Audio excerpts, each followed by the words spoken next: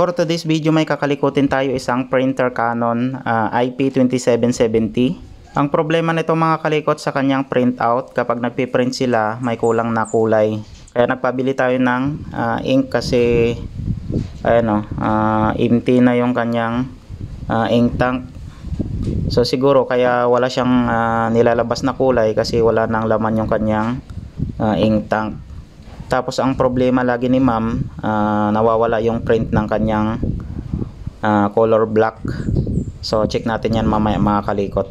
Bago natin kalikutin guys, shoutout muna natin yung may-ari ng printer. Si Ma'am Trasimi Asanyas Reyes, bali teacher siya ng Bacnotan National High School. Tapos shoutout rin natin si Ma'am Anixi, yung sumusuporta sa ating channel. Kapag bago lang po kayo sa aking channel, huwag niyo pong kalimutang suportahan ang ating YouTube channel. Huwag niyo pong kalimutang i-subscribe ang ating YouTube channel at pa-click na rin ang ating notification bell para lagi kayong updated sa mga bagong video natin mga kalikot. At saka huwag niyo rin pong kalimutang i-follow ang ating Facebook page. So tara guys, kalikutin na natin siya. Tara.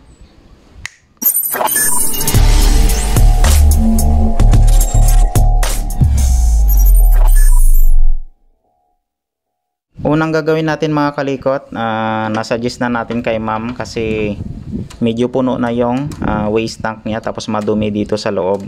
Kaya nagkakaproblema yung printout ng printer niya mga kalikot, baka puno na dun sa kanyang cupping station. So kailangan linisin muna natin, baka hindi niya masipsip yung ink kapag nagki-cleaning siya. Kaya kapag nagpiprint siya, walang lumalabas na ink. So siguro barado na sa kanyang cupping station. So bali baklasin muna natin mga kalikot, tapos linisan muna natin doon banda sa may cupping station niya. Tapos i-share ko rin sa inyo mga kalikot kung paano natin disassemble or i-assemble itong Canon IP2770. So baklasin muna natin siya mga kalikot. Tanggalin muna natin yung panali na to mga kalikot.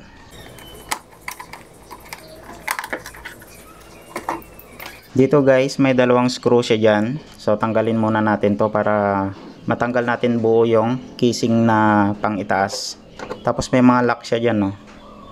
Yan yung sisikwatin natin mamaya, tapos nandun sa likod. I-plug pa pala natin mga kalikot, tapos i-power on natin para pumunta sa gitna yung kanyang mga cartridge. Nakalimutan natin. Ayan, power on natin. Ayan, tapos tanggalin na natin sa saksakan. Tapos tanggalin natin yung mga cartridge niya mga kalikot.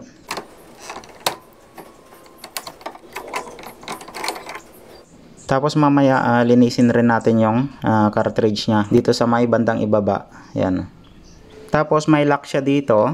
Sikwatin lang natin to mga kalikot para matanggal sa pagkalak niya. Or hilain natin konti para matanggal sa pagkalak niya. Yan. Tapos dito sa bandang likod may screw siya dyan. Dalawa. So tanggalin rin natin mga kalikot.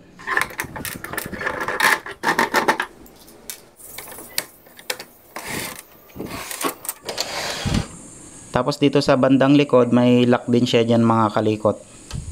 Sundutin lang natin. Ayan. Tapos iangat lang natin tong casing niya sa ibabaw mga kalikot. Ayan. Dito mga kalikot sa kanyang cupping station, lilinisan natin siya. Hugasan na lang natin siguro mga kalikot, na baka barado na yung pangsipsip niya or yung sa kanyang foam. Kaya kapag nagki-cleaning yung kanyang cartridge, wala siyang nasisipsip. Kaya may kulang sa kanyang printout. Bali hugasan lang natin mga kalikot ng normal na tubig. Kapag hinugasan nyo guys, bali ipatagilid natin siya pag ganyan. Tapos pwede nyong wisik-wisikan ng tubig. Basta iwasan nyo lang mga kalikot na mabasa dito sa kanyang mainboard. Ito. So yan yung ingatan natin. Kasi dyan banda yung mga electronic parts niya. Para mapadali yung cleaning natin mga kalikot, tanggalin na lang natin yung buong cupping station niya. So may mga lock siya dyan or screw, tatlo, yan.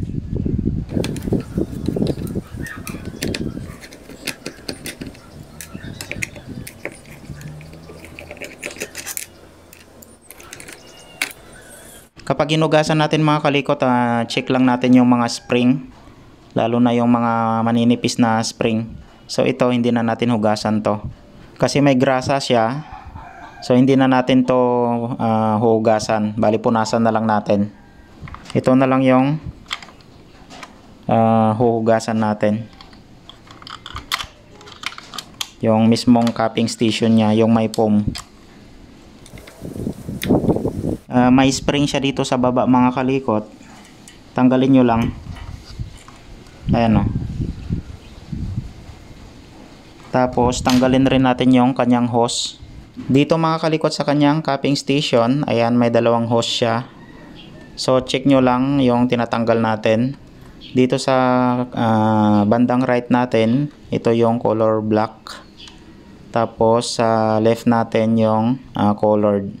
Tapos check nyo rin doon sa dulo nya kung saan yung black at saka yung colored.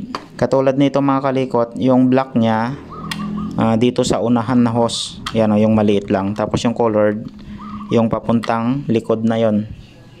So yun yung titingnan natin bago natin tanggalin yung kanyang hose. Or i-check nyo lang mga kalikot yung kulay ng hose. Ito kasi yung puti, ito yung sa colored nya. Tapos yung itim, ito yung sa black.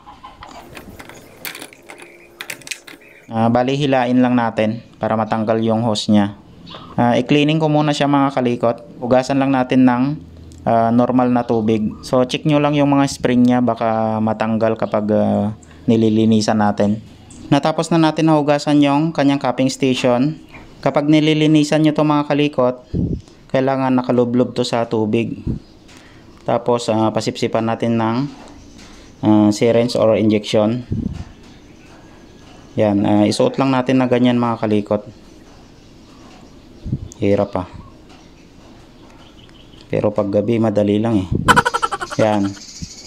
Saka natin ilublob sa tubig tapos pasipsipan natin. Ayan guys, so may tubig pa siyang natitira. Tanggalin natin. Kahit itong isa mga kalikot sa kanyang colored. Yan. So ganun lang mga kalikot. Tapos ito linisan na rin natin ng normal na tubig. Tapos yung iba punasan na lang natin to. Tapos dito wisik-wisikan nyo lang ng tubig. Tapos kailangan nakatagilid siya na ganyan, para hindi mabasa yung mainboard nya dito. A few moments later. Natapos na natin nalinisan ng tubig mga kalikot. Bali punasan na lang natin bago ikabit natin yung kanyang cupping station. Natapos na natin na punasan yung cupping station nya. Ito naman yung lilinisan natin mga kalikot.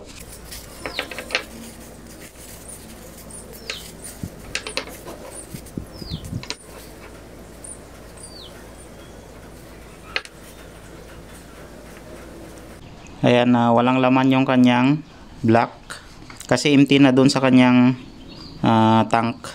Tapos cleaning rin natin to, kaso cleaning solution na yung panglinis natin. Refilan na natin ng magenta mga kalikot. Ayan, empty na siya pati yung black.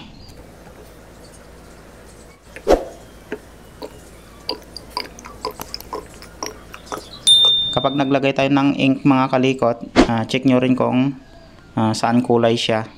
Baka magkamali tayo, ayun lang yung problema natin.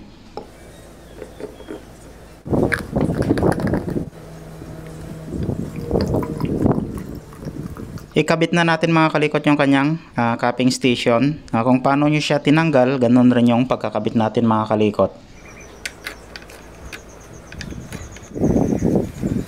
Yung holder ng mga hose mga kalikot, ipasok natin sa loob. So kung hindi magkasya dito sa pahiga, ipatayo natin siya hanggang sa ma-shoot siya dito sa lalagyanan niya. Yan, ganyan.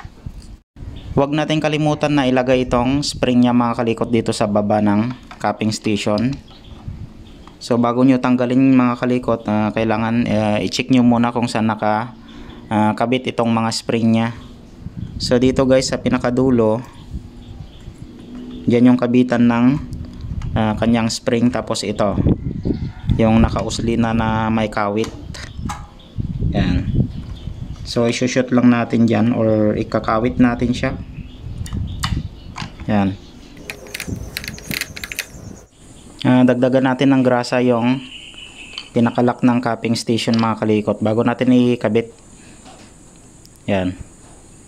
Para medyo madulas siya. Yan, tapos lagay na natin. Dito guys, itapat nyo lang yung sa screw nya. Yung pinakalak ng cartridge mga kalikot, dito banda sa may kaliwa natin. So makikita nyo naman dyan guys yung kung paano natin ikabit. Yung screw yung titignan natin.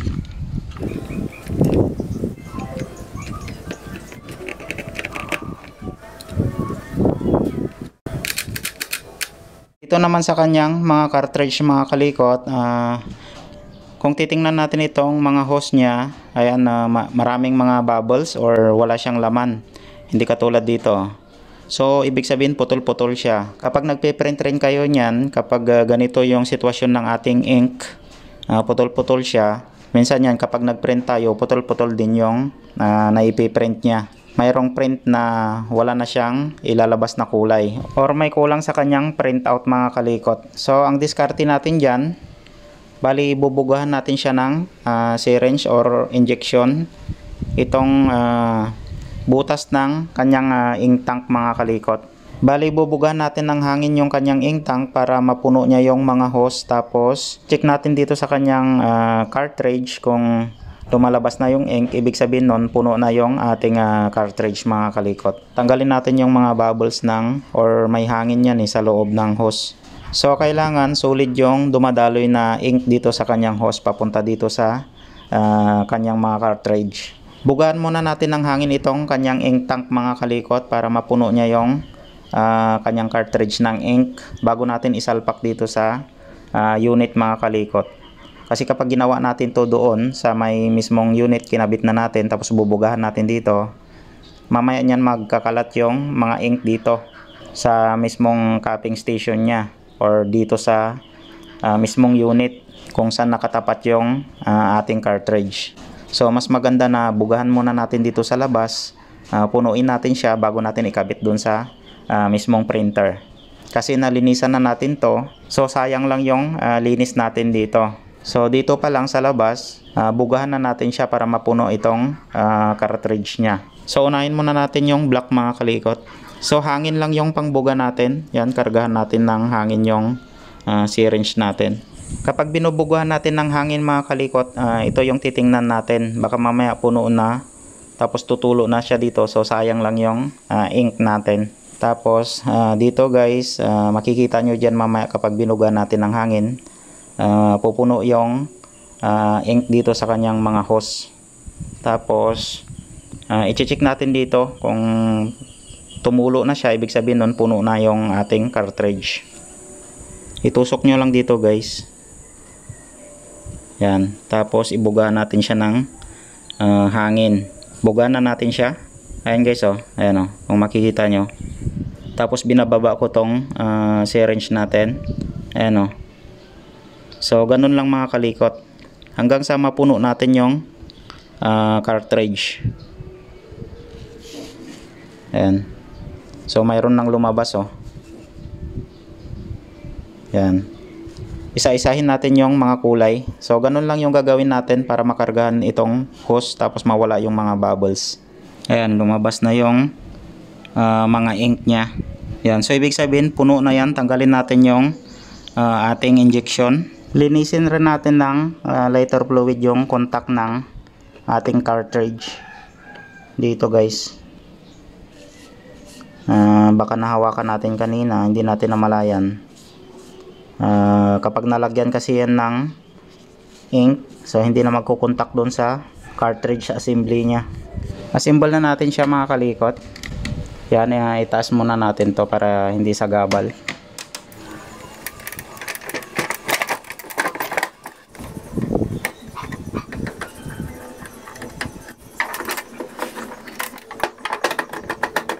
Tapos lagay na rin natin yung kanyang cartridge.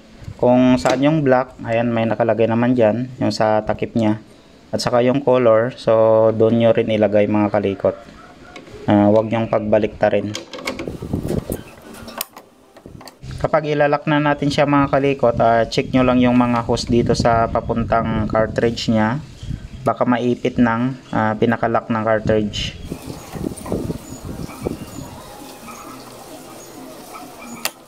Kapag nilagay nyo naman yung hose dito, i-maintain nyo lang na makapaglaro siya ng ganyan.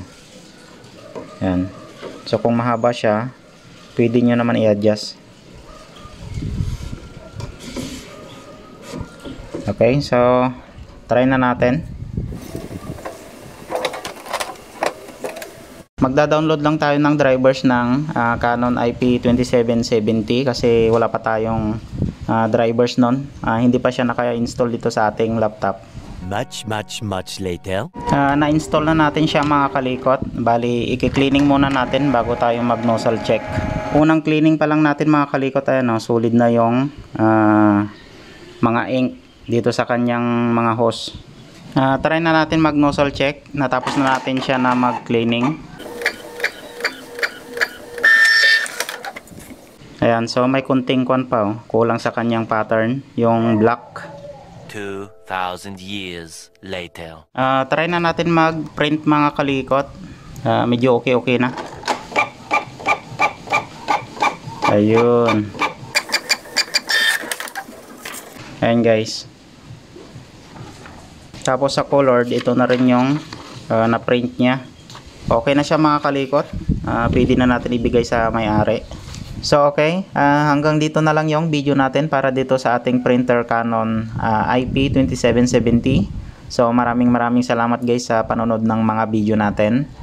Huwag niyo pong kalimutang i-subscribe ang ating YouTube channel at pa-click na rin ng ating notification bell or bell button para lagi kayong updated sa mga bagong video natin mga kalikot. At saka huwag niyo rin pong kalimutang i-follow ang ating Facebook page. So maraming salamat, ingat kayong lahat and God bless sa ating lahat mga kalikot. Bye bye.